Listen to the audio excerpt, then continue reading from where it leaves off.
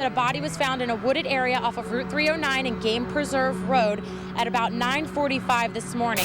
The victim has been identified as 27-year-old Jennifer Snyder. Jennifer Snyder's family says she was 2 months pregnant. The cause of death is attributed to multiple gunshot wounds. Investigators say the gun used to kill 27-year-old Jennifer Snyder matches the gun that belongs to her boyfriend, 30-year-old David Rappaport. Jen never would have left us worry. I did not have a good feeling. And Jen would have never not called after the ultrasound. My mind knows that it has happened, but my heart doesn't.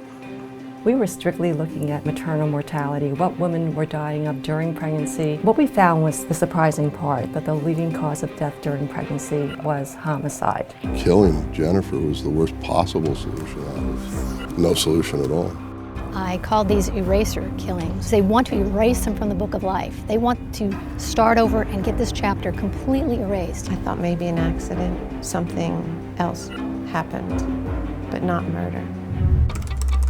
These are not isolated issues. There is truly a population of women that are at risk for losing their life. In some of the cases in our homicide study, there wasn't prior physical violence at all. But many of them described a pattern of controlling behavior. Abuse doesn't never start off physical, it starts off mentally. Power and control is a stronger predictor for lethal domestic violence than even physical abuse. I think that the combination of a loss of control and anything that could be defined as humiliating, probably why you would see somebody who's not been violent in the past, suddenly it looks sort of explosive. Oftentimes, these homicides get covered as just one more instance of crime, rather than domestic violence. What we've seen are very explicit patterns of victim blaming. The media tend to be particularly guilty of this. Well, what was she doing? It doesn't matter. It's not okay to hit, and it's certainly not okay to kill.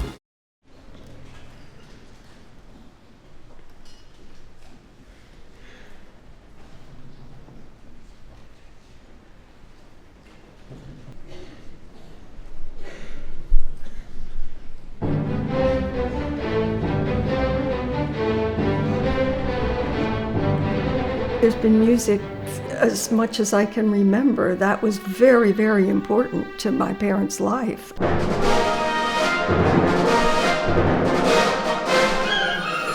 It's just I have been all my life surrounded by people who must make music.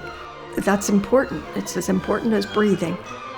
Mostly music is an inspiration. I probably go to it for that.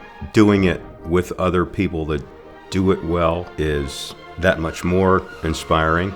Like almost any business, it's a difficult thing to assure its sustainability. I think Andrew Constantine has done an excellent job. It was a big idea when we first started to show pictures behind the music on the back wall, and now we're going to have people hanging it from the rafters, so it'll be interesting. In the 90s, we launched grab-and-go bars for cafes like Barnes & Noble that were new and chic.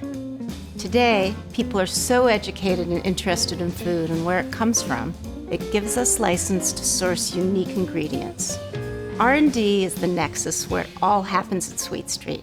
It energizes us and brings our entire production team into collaboration.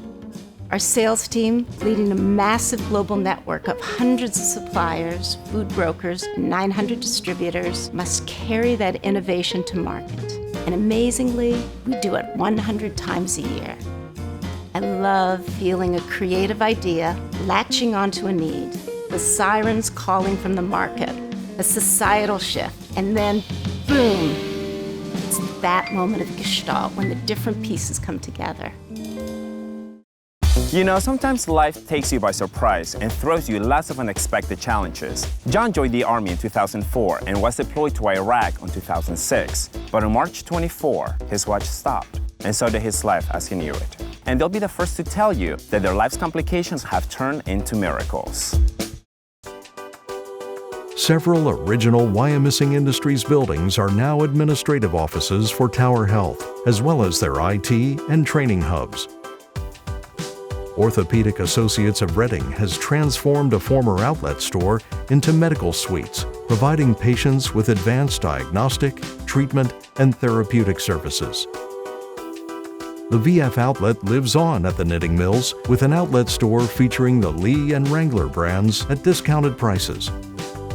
With a company history that includes roots in the original textile machine works, Teleflex has transitioned from creating knitting needles to Arrow brand cardiovascular catheters at its new lab building at the Knitting Mills, next door to its original site built over 100 years ago. Here, they design innovative products, create prototypes, and like Wyomissing Industries did a century before, build the tools used to manufacture these cardiac devices. Construction is underway for Drexel University's College of Medicine at Tower Health, which will ultimately attract and educate over 200 medical students from around the world each year to its state-of-the-art learning center and Tower Health's Reading Hospital. Next door to the original cafeteria, Sly Fox, a popular craft brewery pub and restaurant, provides diners with decidedly more modern fare than its predecessor.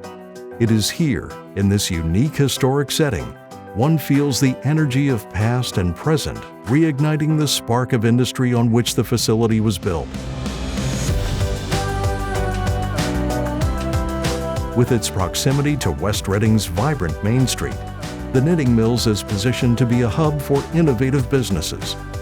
Like their predecessors, Equus takes pride in building more than a real estate development. With this project, they are building community, creating a catalyst for the economic development of Greater Reading, and positioning the Knitting Mills to thrive for the next 100 years and beyond.